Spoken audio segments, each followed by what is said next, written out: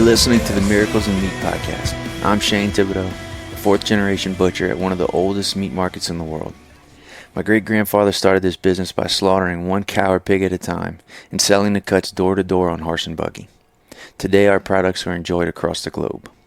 I will attempt to give you some insight as to how we got here and explore the challenges we've had along the way.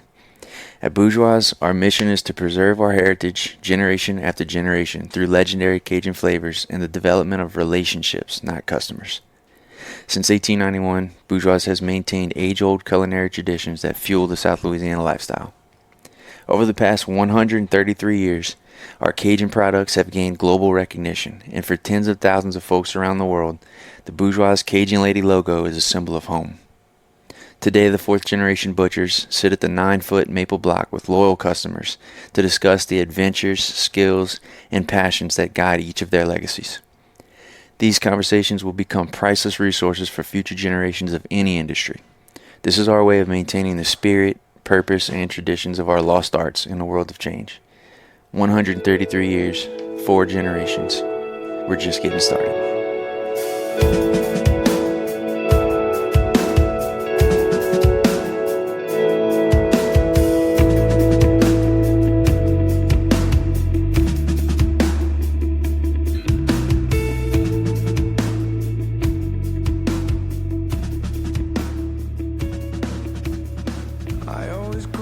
All right, next up we got some questions. If you go to our website, bourgeoismeatmarket.com, you click on Miracles in Meat podcast at the top.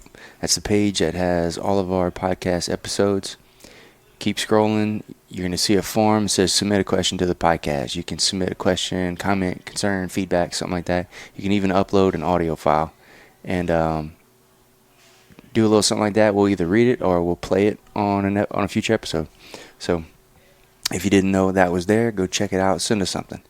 We'd love to get these questions because a lot of the questions we take for granted, and we think everyone knows the answers to them. But I guess it's obvious that we don't do a good job pushing our info out there. So this is a little bit for fun and a little bit to help people out. So send them in.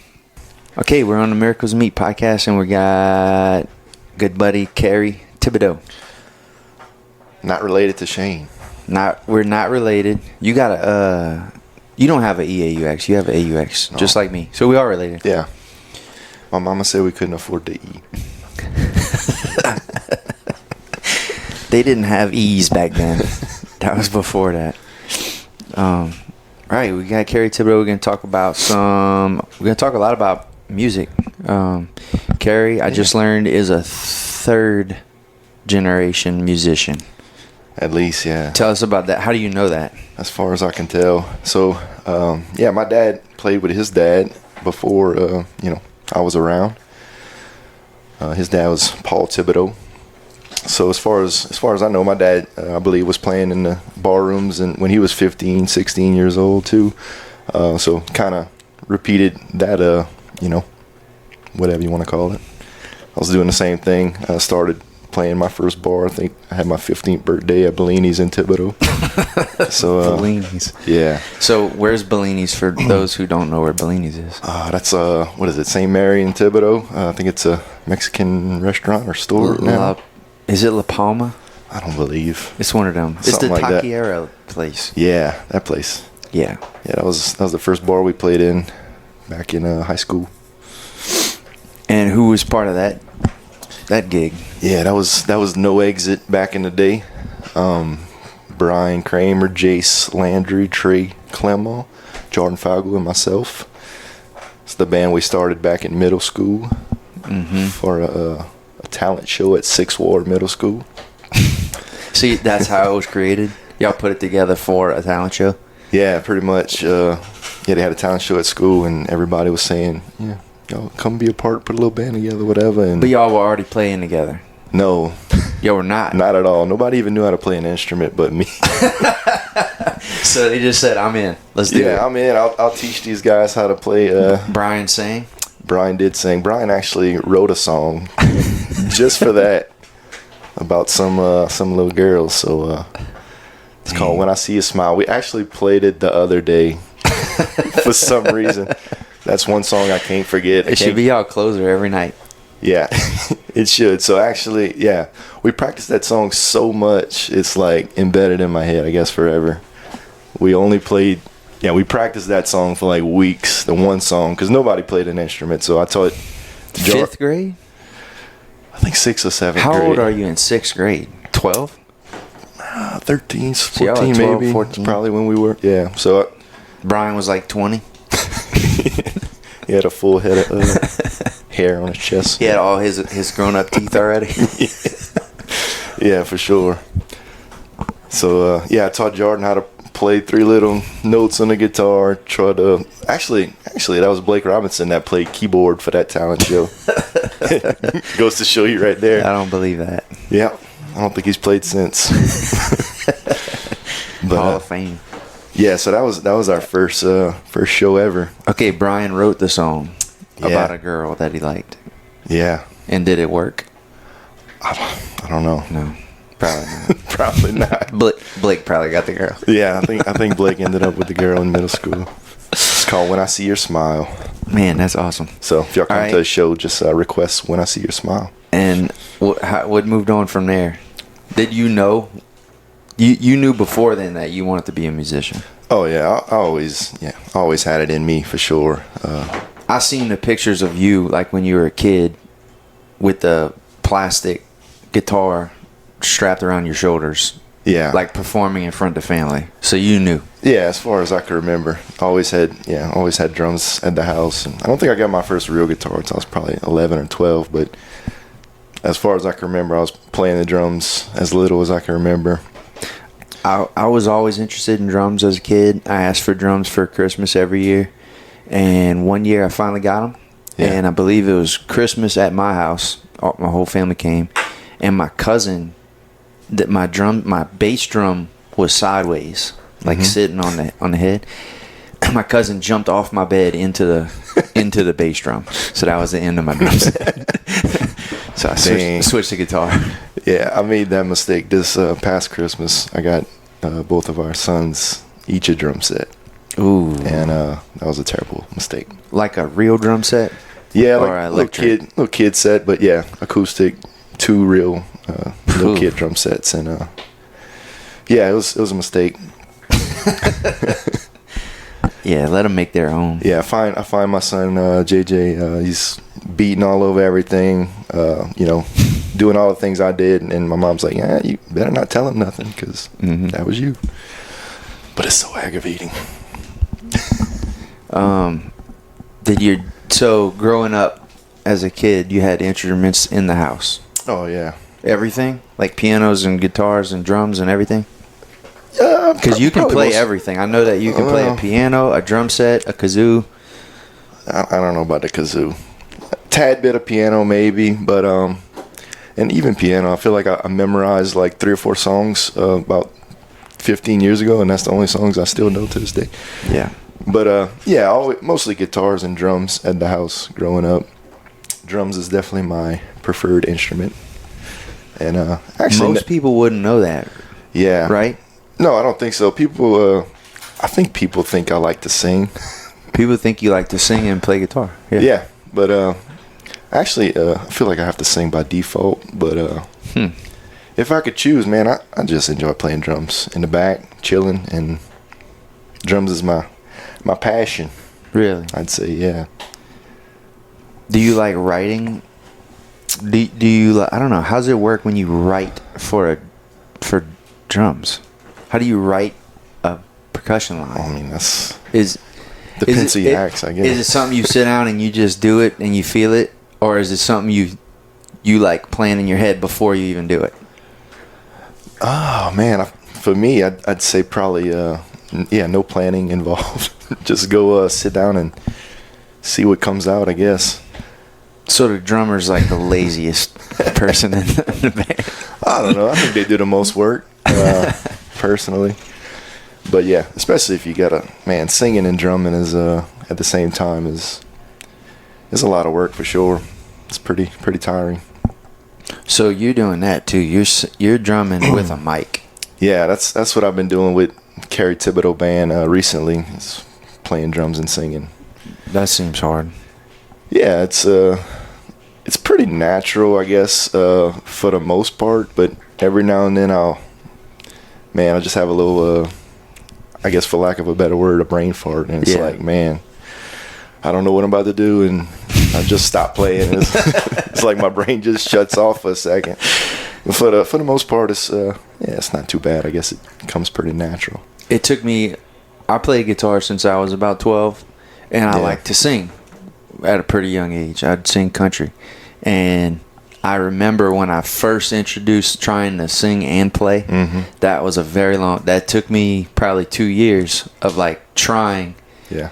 And I couldn't do them independently. Whatever I was doing with my hand, strumming, that like when I downstroked on a strum, that's when I sing the words. And it was very like robotic. Yeah. It took me a very long time to get it to where they can do two separate things. Right. And now you're playing shows.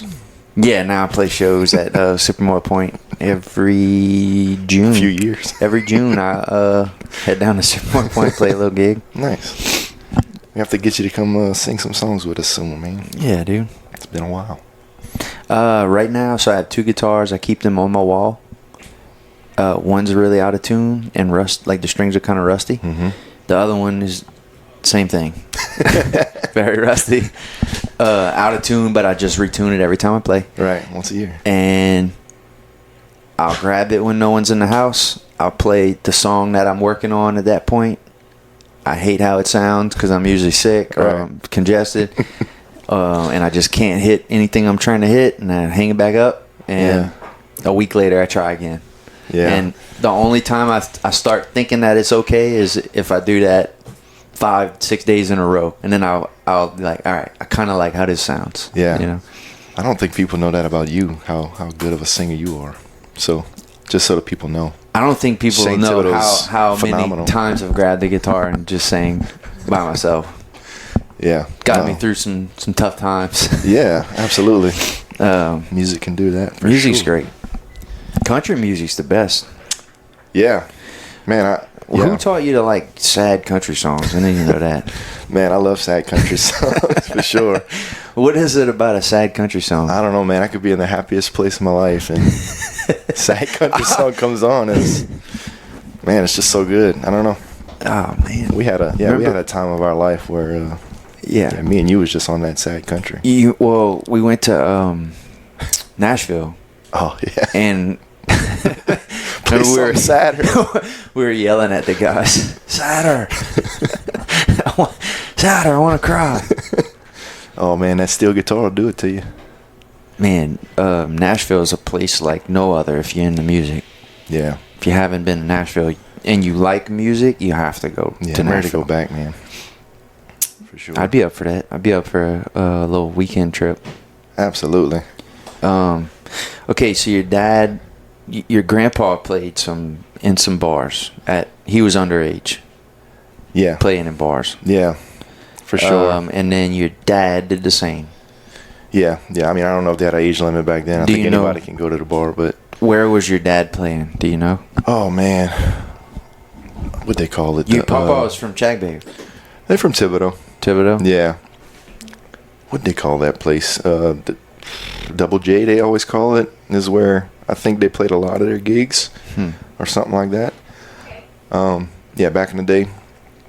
And then, now me and my dad get to play together all the time, which is awesome. That's pretty cool. It's kind of our thing we do. And I took a few years off of music when the kids were little and stuff like that last few years. So I'm kind of just getting back into it last year and this year. And, man, just really taking off.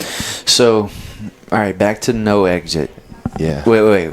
So the middle school band. That was No Exit, yeah. That y'all called it No Exit in middle school. Yeah. So what's up with the name?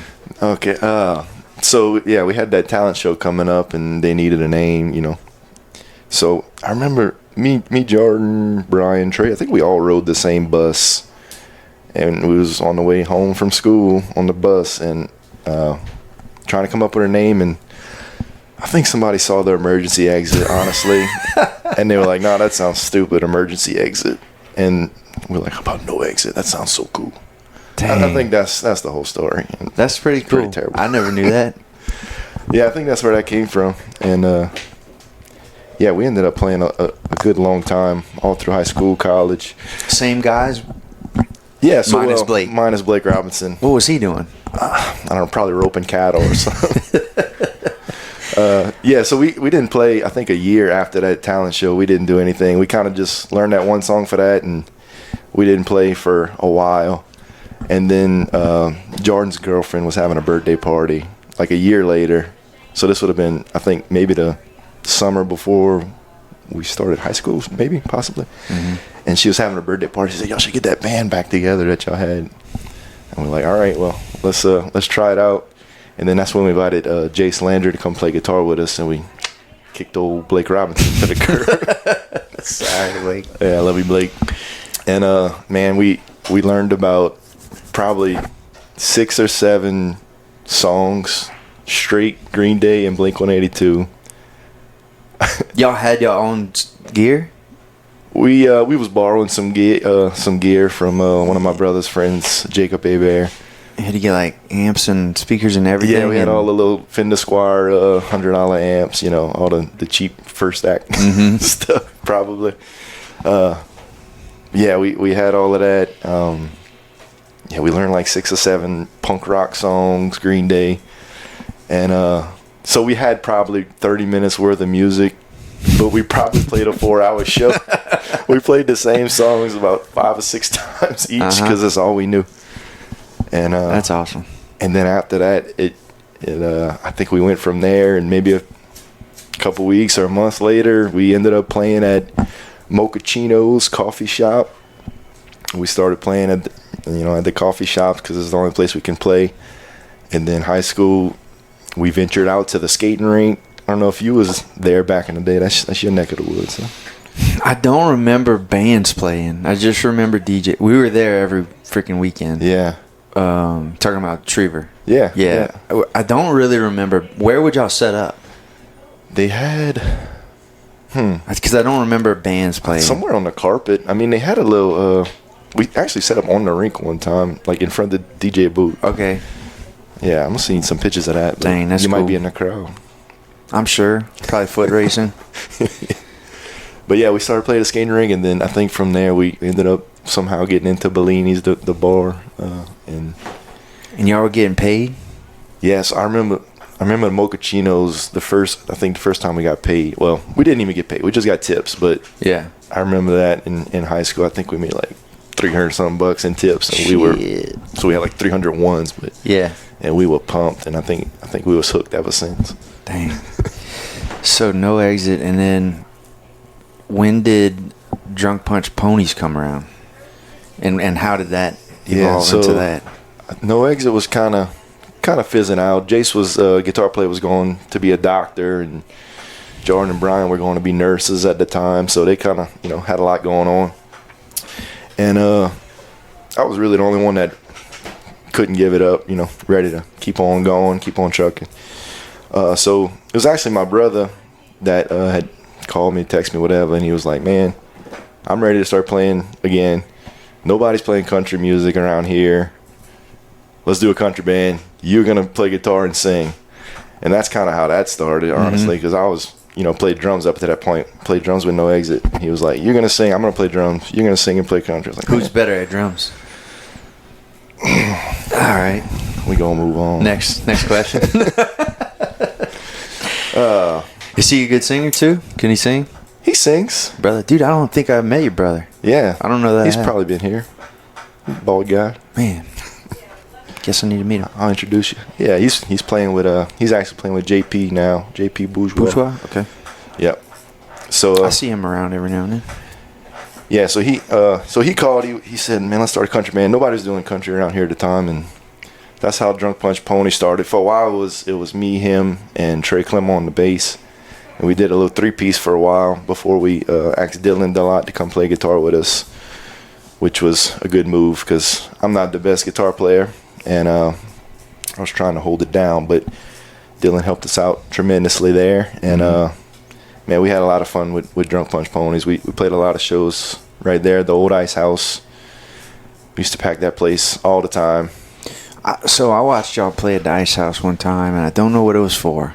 It was something special. It wasn't just a random night. That might have been our class reunion, possibly. Yeah, that does sound right. That sounds right. That's what it was.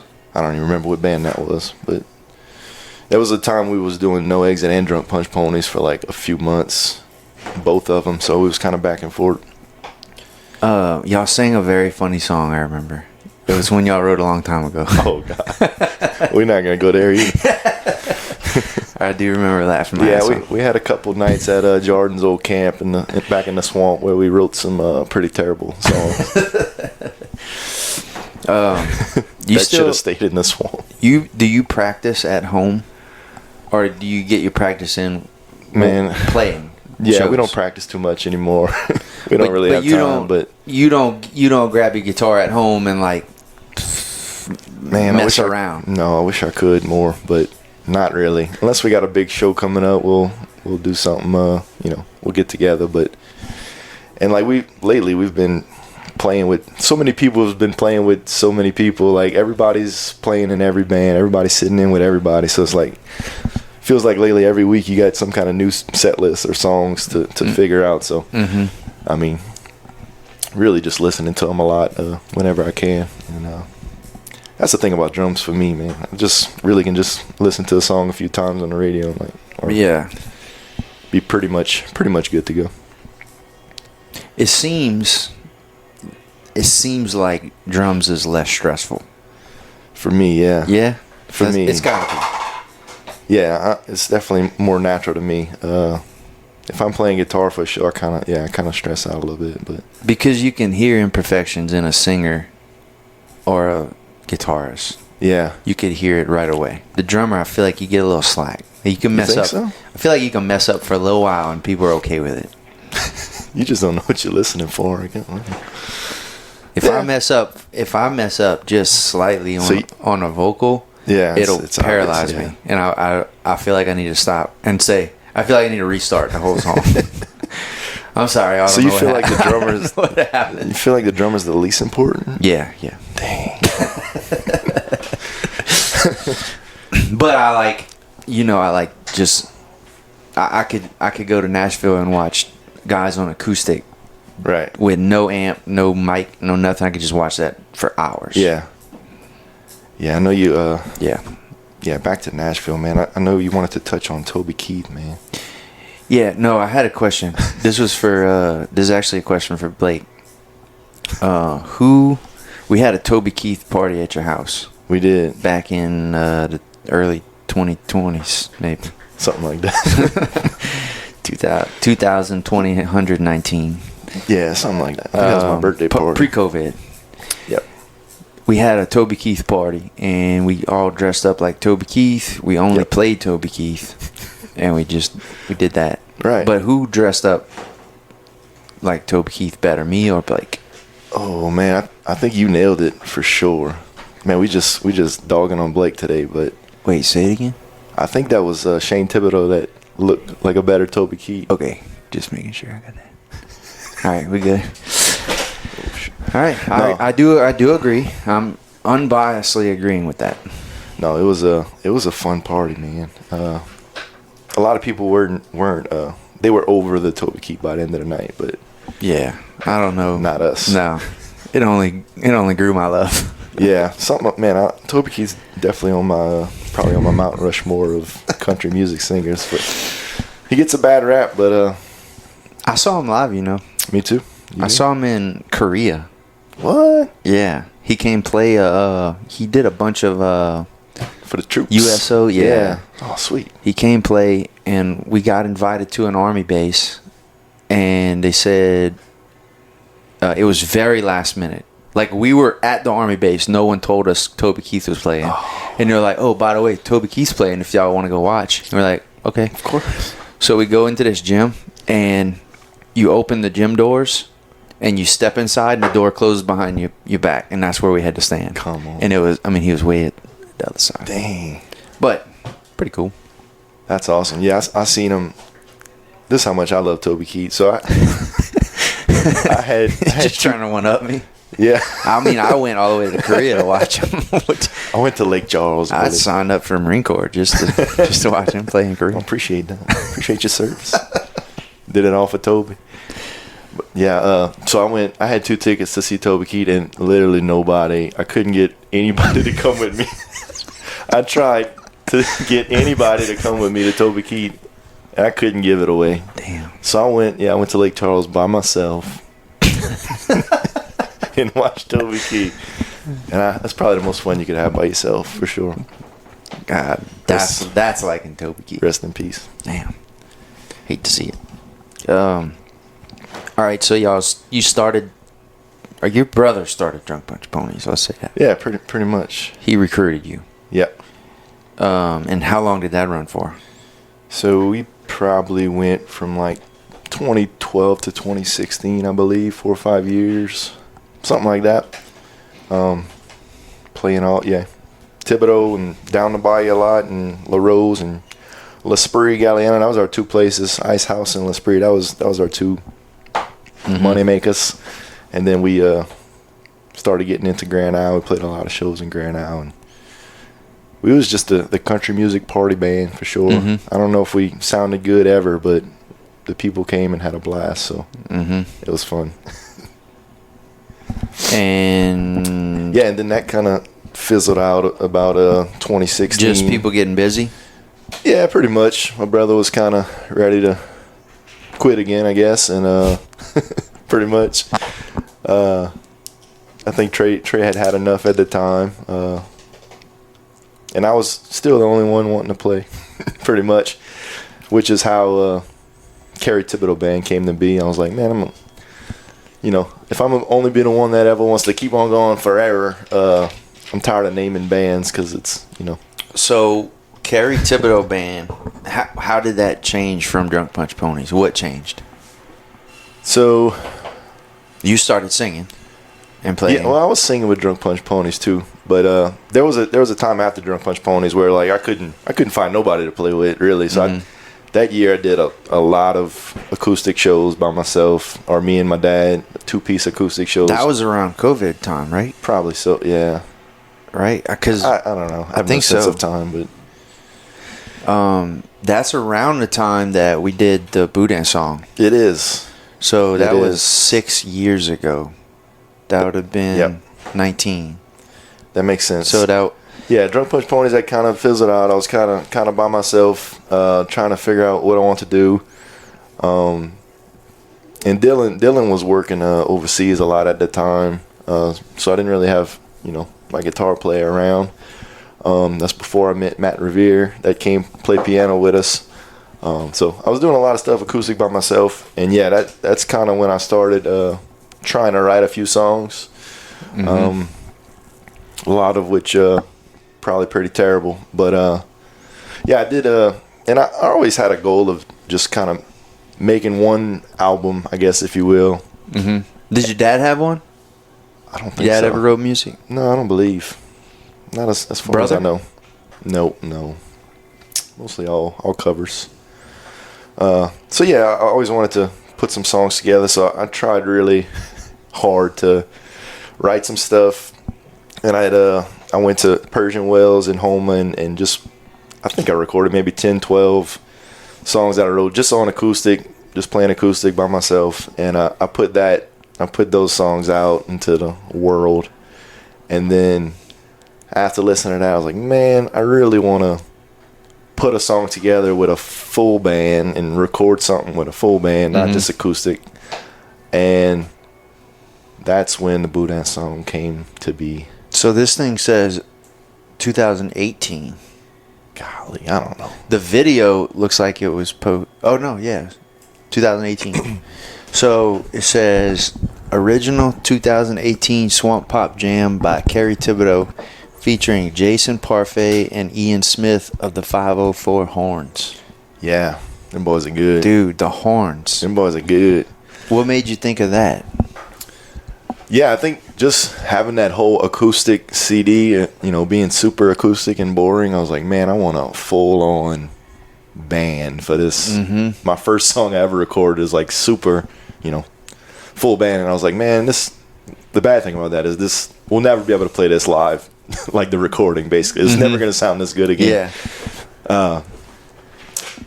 But we do a good job at it with the band we have now. But yeah, so I had called I remember writing this song, kind of take it back a little bit. I was sitting in my chair at home, and I was like, I need to figure out how to write. I don't know where Boudin came from. It just kind of, you and Brian talked about Boudin a lot. the sausage. Yeah. Yeah, Brian has his own radio station. I forgot about that. Yeah. What do you call it? 94.9 The Sausage. Yeah. Brian Kramer, shout out. I wish we had him on a good intro right here that we could release. Yeah, I might work on it before Brian commercials. Before we post this, I'm gonna get him the intro. That'd be 94.9 The Sausage. Yeah. So I don't remember where we was going with that, but yes. Yeah. So what you just said? I want to make a song about Boudin. Pretty much. Yeah. I just started playing a little lick simple little lick, and I don't know how that started, but once it started coming out, man, it was like probably 5 minutes. The whole song was done. Was this a night in the garage, just messing? Actually, no. It was just me by myself, sober as could be. Sober. And I was sitting down in the chair and started playing, and I remember just the first words that came out was, "My buddy runs a butcher shop, famous for jerky." Dude, I like the turkey cheese. So, and then from there, it flew out, spit out my mouth in 2 minutes. So you wrote it quickly. Yeah. Basically, how it is now, you wrote it very quickly. Yeah, pretty much. It's like it was meant to be. I don't know. And you just jammed it over and over and over. Yeah, I remember. I wrote it. I recorded a little video, and then I think I just came over here to the market to show y'all, and we made a little video on the bar, acoustically. I don't know, and y'all was pumped about it, so it made me pumped about it, and then that's really when I decided to go record it, when everybody was excited about it. So, once I played that over here, once I played that on the counter over here, made a little video acoustically, everybody was pumped, so I was like, and we have that video on our Facebook. Yeah. Probably if you just type in, if you go to search on our page and you just type in Boudin song, I bet you'll find it. Yeah, no doubt. And then I think the response on that video is really what made me want to go record it. It did blow up. And then, yeah, for sure. And then once I went and recorded, I just went by myself with the acoustic and sang. And then we kind of just started laying instruments on top. Persian did a lot of that work. Digital Sakale Studios in Houma is Persian Wells. He did most of that work. And then after, I was like, man, we need some horns on here. So I got with Jason Parfait. You knew those guys ahead of time? Yeah, a little bit, just from the music scene. They're the best. They're the pros for sure. And I got with Jason, and he got Ian on there too, playing trumpet and sax. Dude, the horns made it. Oh, absolutely. The damn horns are awesome. Yeah. I remember being in here. So for those of you who haven't seen the video, go watch the video. Just type in Boudin song on YouTube. Yeah. And it's a whole production. It's a whole music video. But this was a Saturday, right? Yeah, we had a party over here. So it was a Saturday at the market, at the old market in Thibodaux. And I believe right after we closed. No, it was a Sunday. We showed up. We came open up. I remember y'all had a sign that says we're closed for the Boudin song. So Sunday we opened up. We invited our whole staff, our whole families, Kerry's family, and all their buddies, and we cooked so much Boudin. Yeah, we cooked a lot of Boudin and all kind of stuff. We set up some tents in my Papa's front yard across from the market. Yeah. And they brought the whole band right here across the counter. They had the horns and the drums and the guitars and everything. Made a whole music video. They did it. They recorded the song. And I remember just hearing the sound, like the power of the horns inside this small building. It's awesome. They so good. Yeah, most of us was fake playing, but They too good to fake it. They had to actually play, I guess. So wait, I'm trying to remember. Oh yeah.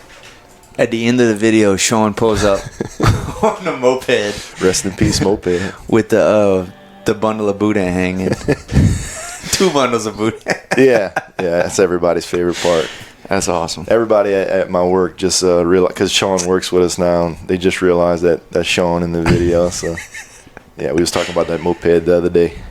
A few weeks before he hit a deer. Yeah, I'd like to get that story recorded too. And I think you should have Sean on. A lot of stories from Sean Harvey. Yeah, Sean hit a deer, or a deer hit him on a moped doing like 50. That moped in the Boudin video. The one that's in the video, and it didn't turn out too well. Yeah. He was in the hospital.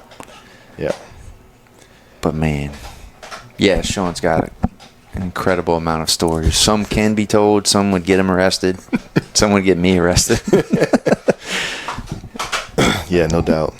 I got a few stories with Sean myself. So once you started, when the Boudin song was recorded, that was Kerry Thibodaux Band. Yeah, that wasn't Drunk Punch Ponies. Right. So I was kind of still by myself when that came out. So I got this full recording, production, horns, huge band song, and I had no band basically. I had my cousin playing fake playing the piano in the video. I mean, he knows how to play a little bit to fake it, but my dad was playing drums. I was playing guitar. We got some of the, we got Trey, a few of my old friends to come, fake a band for the video. But I was kind of still by myself at the time. And then after that, I recorded a few songs that year. Saturday in the South. I think I made a This Ain't Alabama, my LSU song that year. So. You did that Grand Isle Time? Yeah, that was around the same time. That came a couple years later, I believe. But that's probably my second favorite one that I have, the Grand Isle song, which has been getting a pretty fun, awesome response every time I play down there recently. Like, I'm sure. Everybody requests it, everybody knows it. So that's been fun.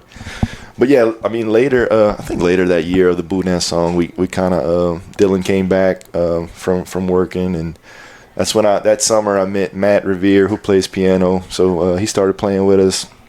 And that's when, and I enjoy playing drums, so, I played drums and sang. That's when that started. And then Matt was on piano, Matt Revere, and Dylan on guitar, and my dad started playing bass with us again. And that became the Kerry Thibodaux Band. We did that a few years before I, kind of took a few years off. Didn't play much at all. And just recently, really, the end of this year, I'm kind of getting it back going, playing all over the place again. And it's been really fun recently because we got so many musicians now that want to play, that are playing, and we all just sitting in with each other, playing with each other. Which that is cool. So it's been fun. Like even last night we played at La Carreta in Houma, and so it's not like band rivalries around town. It's really not for the most part. For the most part, everybody, yeah. So you'll just get a text from somebody and be like, "Hey, can you come drum for me on Friday?" Yeah, pretty much. Stuff like that. Well, if they do that, it's probably too late. But yeah, more like, can you come drum for me in October? Or so you're like December? Booked up. Yeah, basically every weekend. Almost. You play weeknights too?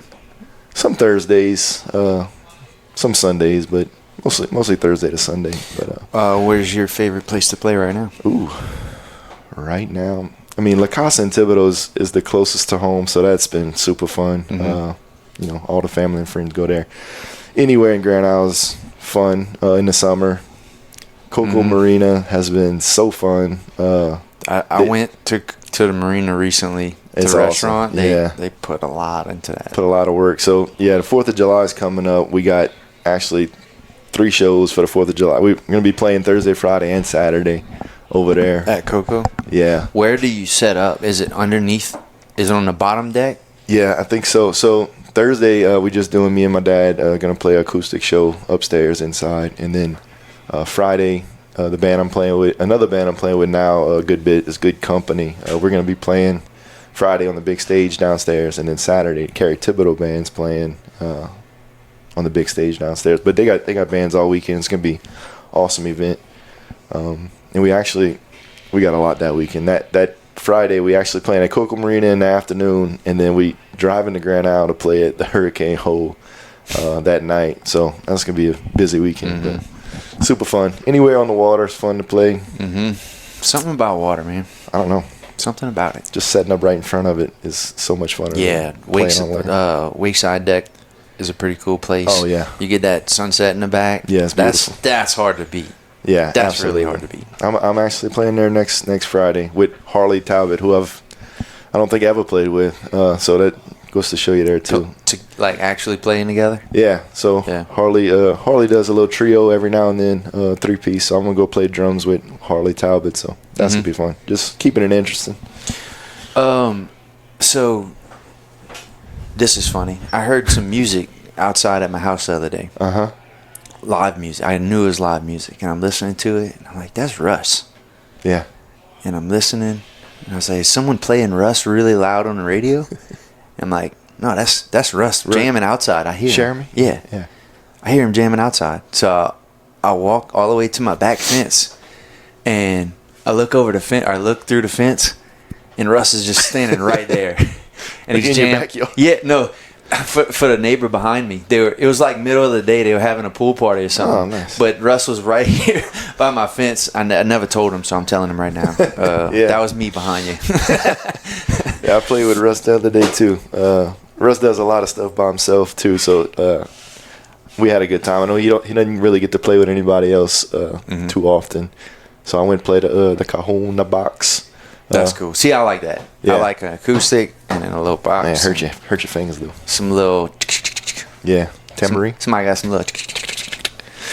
That's cool to listen to. Yeah, so doing a little bit of everything. What's the biggest show you've ever played? Most attendance? Probably the Thibodaux Fireman's Fair. What year? I mean, you've played several years, right? Yeah, we've done a few of them. Drunk Punch Ponies, a few. Kerry Thibodaux Band. Probably the Drunk Punch Ponies. I think we played 2 years. One of them, I think we opened for. What's his name? Country? Chris Cagle. Yeah. That was a pretty big night. So we played right before him, and it was. I don't know how many people. Yeah, it was packed for him. And then I think the Gumbo Festival in Chackbait we opened for Shenandoah, maybe. Tight. That was or Doug Stone, we opened for him too at one of those fairs, and all of those playing right before those big guys is fun. Who's your favorite people to listen to right now? Man, Red Clay Strays, bro. Yeah, you know them? Yeah. That's all I've been listening to. That's a cool vibe. Yeah, it's kind of sad. Right up our alley. Actually, I got tickets. I'm going to see him at Red Rocks in September. Nice. That's Colorado. Pretty pumped. That place has been on my bucket list, and now they on my bucket list. So I can knock 2 little things out real quick. It's gonna be fun. That's cool. When's that this year? September. Yeah. It'd be a pretty time to go. Yeah, it's gonna be awesome. Yeah, Red Rock's that's the big outdoor like amphitheater. Yeah, like a big old mountain. Yeah, built into the mountain. Awesome. I had a chance to see someone there. We were there, and they were. No, I wish. I wish he played acoustic at the Red Rock. Yeah. I don't know who it was. It was somebody pretty big, and we were there, and we just couldn't make it happen. Yeah. Yeah, I'm looking forward to that. What's the next band gonna be? The next one, I don't know, man. You gonna stick with KTB? Yeah, I'll probably keep doing that for a little while. I'm ready to write some more stuff, though, man. Are you looking for writers, or you want to write? Why, you got something you want to? I know a guy that writes. Come on. Yeah, hook me up.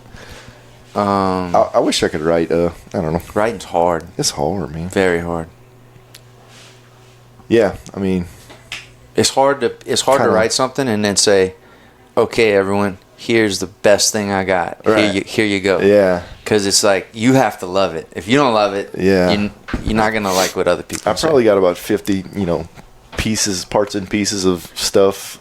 Just a line or two, and I think that's what people do, right? They just have little licks and little riffs and little one-liners, and then they come back and try to mend it together? Yeah, so I had we've been talking about, trying to find a topic first. Like, what can, I mean, we got songs about, and we're trying to, keep it all kind of, relatable, I guess. Yeah. We got a Grand Isle, we got Saturday in the South, we got Boudin, like, I don't know, it's all local stuff. Like, what should be the next topic? I don't know. But could just be some humbug. It don't need to mean nothing. Yeah, listen to a lot of the hits out there, and they're not following any sort of right theme. And man, so this is kind of stupid, but we might cut this. I don't know, but I had an idea. So I love Note New, right? And the Wild My Twos. They're probably my favorite band around here, honestly.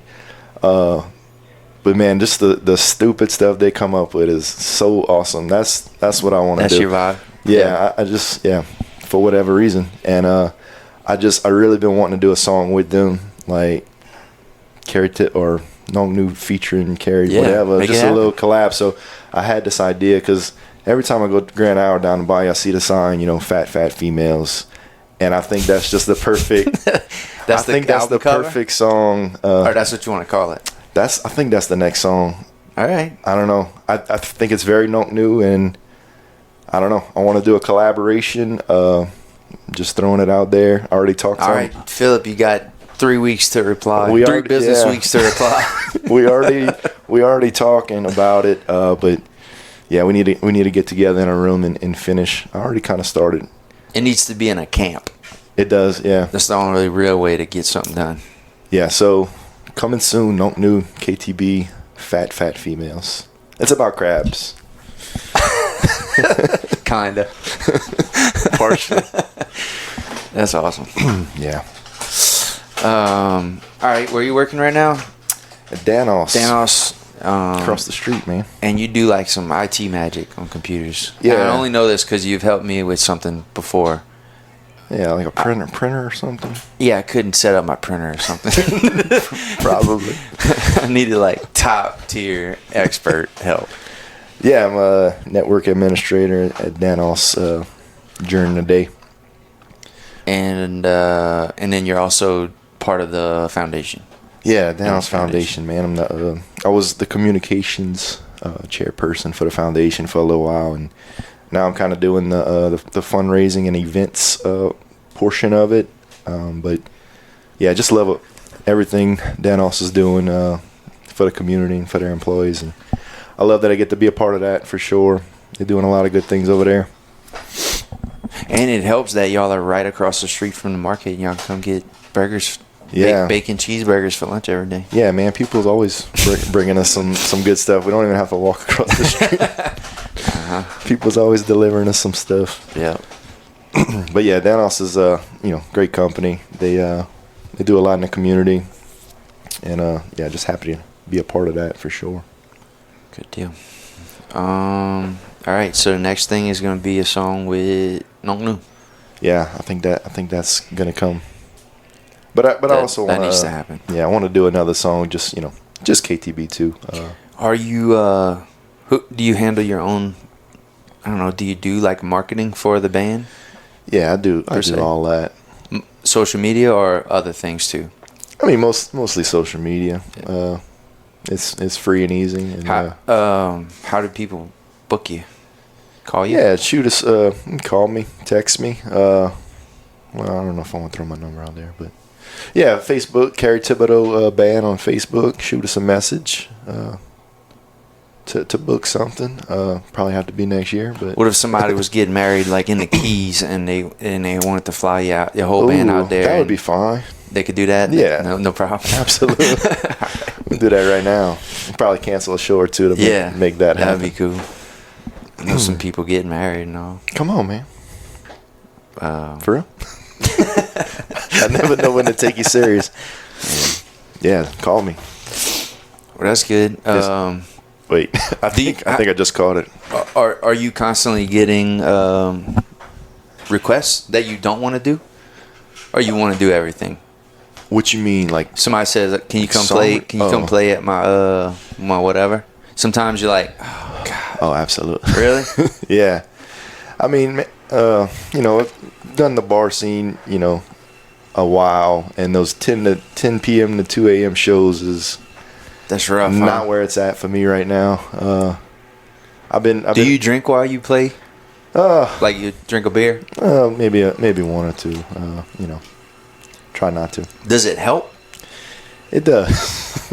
If I have to play it, like one will help me. More than two, that's downhill. I'll start getting like self-conscious. I think I'm. It definitely gives me a little bit more confidence, and especially when I'm singing. Like I don't know, I lack some confidence there. So a drink or two will help out, but any more than that, it's downhill for sure. So I used to like if I see people playing, I never know if it's the right thing to like buy them a drink. Yeah. Because if you buy them a drink, if you playing at La Casa and I'm like, oh, I'm gonna buy them a drink. If I go put it on the stage, now you feel like you have to drink it, but it actually might ruin your night. Right. Yeah. Like you might say, now I have to drink it. Then you drink it, and then now you think you sound like crap. It happens. Yeah, it happens every weekend. Yeah. So people should stop doing that. They should buy you a water. Yeah, or just put a tip. Honestly. Yeah. Yeah, I mean it's appreciated. We always say that too. It's like, man, because then if I do want to drink, we usually get free drinks anyway. Yeah. So it's like, I know you just paid like $5 for that beer. You shouldn't. You should have just gave me $5. Yeah. I mean, it's all appreciated. I'm gonna be, I don't want to sound ungrateful, but spend your money wisely. Yeah. All right, Kerry. Anything else? Let's see. You want to go eat some boudin? Yeah, man, I do need some boudin. I got something to let you try. My Mandy Lagarde. Okay. She's my insurance agent at Farm Bureau. She's getting married in Key West. No. She might be going to Key West, though. She makes this hatch chili salsa. It's the best thing I have found to put on a boudin burrito so far. Come on. Yep, best thing. And you can't buy it. You can't get it anywhere. Come on. So you're the only person that I'll let try this. Oh, sweet. But it's the best thing to put on a burrito so far. Before this, it was just regular yellow mustard. Yeah. I went through a hot sauce phase. Ketchup. No ketchup. No barbonnaise. No, none of that. Yellow mustard was my go-to. But now, if I got the hash salsa, come on, yeah, I'm gonna go try it. Y'all still using my Papa's shallots? Yep, whenever he got them. Yeah, he's slowing down a little bit. But we always take fresh shallots. Yeah. But we try to we do this. Like if they come here, we say, "Can you drop them off at Gray?" That way we don't have to cut them. Gray brings them back once they cut. Yeah, once they cut them, and then the next week we go, "Hey, y'all got a box of green onions we could borrow, and we'll get y'all back next week." Yeah. Make them do the work. Cause dude, those Chack Bay shallots, they spicy, bro. They spicy. They'll tear your eyes up. Come on, man. Way different than this produce distributors, Yeah. Just different. Man, the deer been tearing up everything he got though. Oh, he needs somebody to go help him. Them deer are coming right behind our house, dude. Wow, I hate to know where that's at. Yeah, we got a deer problem. Yeah, they tearing up his garden. That's a shame. Somebody should do something. I'm gonna call Blake Robinson. Yeah. Blake will be hanging on a telephone pole within 15 minutes. Like an energy man. Listen with earbuds in, listening to music. Oh man. All right, let's go eat some boudin and let's also play some music sometime. Yeah, man, you need to open up your garage. I miss those open garage nights where everybody would just go jam. Yeah, actually, I kind of fixed up my garage a little bit. Now it's air conditioned, music. I want that. We want to sweat. Yeah, I want it back the way it was. The blue walls. I want Jordan to be there, and I want Brian to be there. And so we just need to go misbehave. We definitely need to do a show together. And the show that I think I'm going to invite you to, I've kind of been planning in my head. I really, really want to do a Toby Keith tribute night. Cool. So I think you should come sing at that show. Dang. I don't know where it's going to be, but that's Keys. the key. The keys. In Baghdad. Yeah, we're gonna do a USO show. We're gonna do a USO tribute. Toby Keith, yeah. Toby Keith tribute. Well, thanks for having me, man. Appreciate it. This was fun. This was good. Maybe we'll close this out with the Boudin song if I know how to. If you know how to do that. If I know how to arrange that, but it's not my specialty. Good catching up. I miss you, brother. All right, bro. Thanks. Thanks, dude.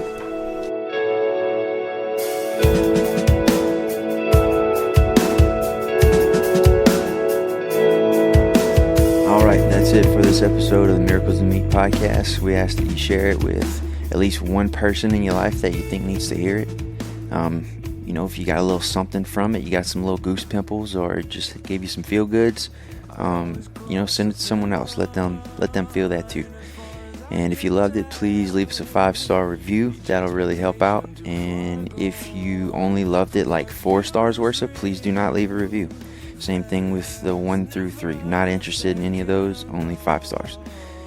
If you have any personal questions or comments about the episode, shoot them over to Bourgeois Meat Market on Facebook or Instagram, and we'll reach back out. And if you have any ideas for any cool future guests, please shoot those over too. We're always interested in hearing who else is out there and what kind of cool stories we might be able to bring into this place. See you next time. Thanks for listening.